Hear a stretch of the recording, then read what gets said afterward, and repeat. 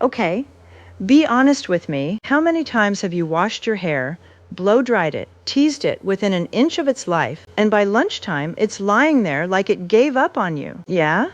Me too. For years. Here's the thing nobody tells you. It's not your hair that's the problem. It's the cut.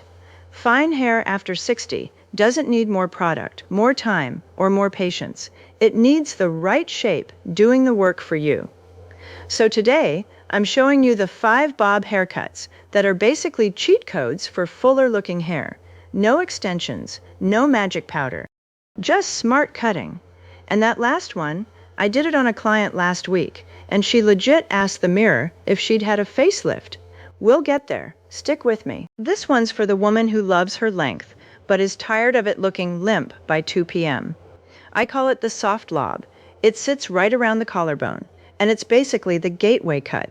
If you've never gone shorter than your shoulders, this is where you start. Here's why it works on fine hair specifically. The moment hair gets past a certain length, gravity wins. It pulls everything down flat.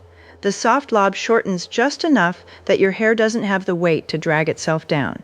It starts to bounce instead of hang. I had a client, lovely woman, hair down past her shoulders for 30 years because that's just her hair. She finally let me cut it to a lob. She called me 2 days later just to say her blow dry was taking half the time and looking twice as good. That's the lob effect. This shape is especially great if you've got a rounder or softer jawline. It skims right past it instead of adding width. Styling tip: dry it bending the ends under with a round brush. Under, not out. That's the difference between soft and lifted, and 1997 flip. Number 4 is the cut I recommend more than almost any other for fine hair. And it sounds backwards at first. It's called the blunt bob. And the secret is no layers. I know. Everyone thinks layers equal volume. But with fine hair, too many layers can actually make the ends look wispy and thin, like they're fading out. A blunt, straight across cut does the opposite. It makes the ends look thick and dense, almost like a solid line of hair instead of a feathered one. Think of it like the edge of a stack of paper. A clean-cut stack looks thick and substantial. Fan those same pages out into feathered layers, and suddenly it looks like less. Same hair, same amount, totally different impression. This one is fantastic if your hair has gotten noticeably thinner at the ends over the years, which, let's be honest, happens to most of us. The blunt line visually fills in that thinning. Ask your stylist for a blunt with a slight inward bend. That tiny curve in at the bottom keeps it from looking stiff, while still keeping that dense, full line. Now we're moving into the cuts that don't just add fullness, they completely change how people perceive your hair's texture. Number 3 is for the brave ones, and I mean that as the highest compliment. The textured pixie bob is short, choppy, full of movement, and it might just be the single most volumizing haircut that exists for fine hair. I get it. Short hair can feel scary after 60. There's this idea that long hair equals youthful, and short hair equals giving up. I want to gently push back on that, because in my chair, the women who go short are usually the ones who walk out standing a little taller. Short hair has less length for gravity to pull on, which means more lift at the root. Add in some choppy, piecey texture, and you create the illusion of way more density than is actually there. It's an optical illusion, and it works. This shape is gorgeous on women with strong, defined features. It doesn't hide your face, it frames it. If you've got great cheekbones or a striking jawline, this cut shows them off instead of covering them up. Use a small amount of texturizing paste, rubbed between your palms and pressed, not raked into dry hair.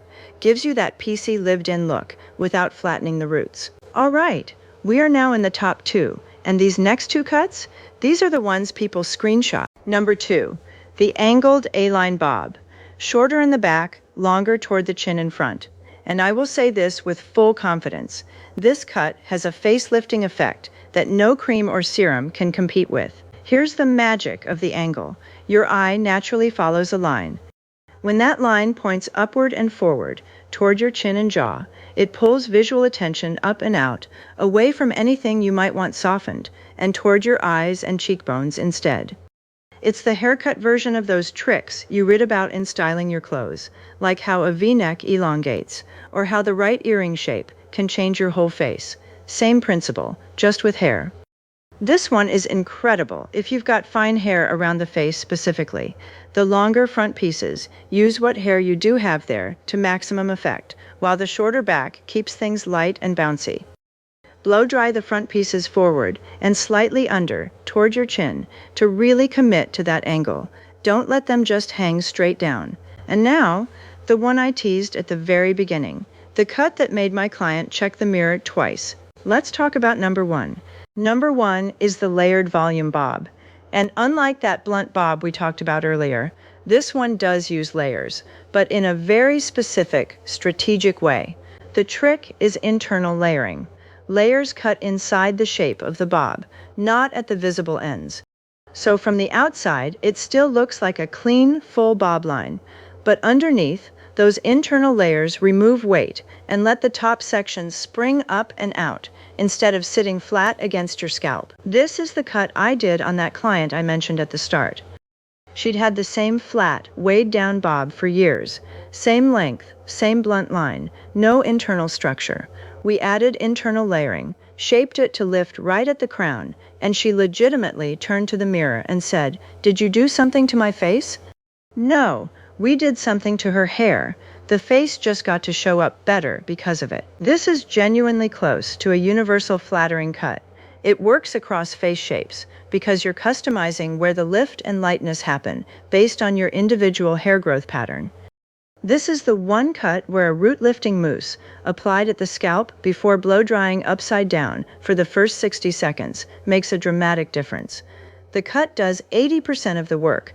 That little styling step finishes the other 20%. And there you have it. 5 bobs, 5 completely different ways to get the same result. Hair that looks like it's got way more going on than it actually weighs. Okay, before you run off to book your appointment, I want to give you 3 bonus tips. These are the little things that take any of these 5 cuts from nice haircut to wait, what did you do? First, when you sit down in the chair, say this exact sentence. Can you point cut the ends instead of cutting them straight across? Point cutting is a technique where instead of one clean snip, the stylist angles the scissors into the hair, creating tiny, soft, irregular edges instead of one harsh line. On fine hair, that one small request makes the ends look textured and full instead of thin and stringy. Even on a blunt bob, it costs nothing extra. Most stylists love when a client knows to ask for it. Second, and I say this with love, please stop applying volumizing mousse to the ends of your hair. I see it constantly. The ends are already the lightest, thinnest part. Volume products belong at the root, where the weight actually is. Apply at the scalp, blow dry upside down for the first minute, then flip back over and finish. That's it. Root, not ends. Game changer. And third, for those days when you don't want to fully restyle, dry shampoo isn't just for greasy roots. Spray it at the root, let it sit for 60 seconds, then flip your head upside down and scrunch with your fingers for about 10 seconds. It absorbs a tiny bit of natural oil and adds grip, which means more lift, even on day 2 or 3 hair. It's the closest thing to a reset button without washing. 3 small habits, paired with the right cut. They're the difference between hair that just sits there and hair that genuinely looks like it's got a life of its own. So here's the truth. Fine hair was never the problem. It just needed the right shape behind it. Tell me in the comments, which one of these 5 are you trying first? The soft lob? Or are you brave enough for that textured pixie bob? I read every single comment, so don't be shy. And if this saved you a bad haircut appointment, hit subscribe, because next week I'm breaking down the 3 hair colors that make fine hair look noticeably thicker. You will not want to miss that one. See you in the next video.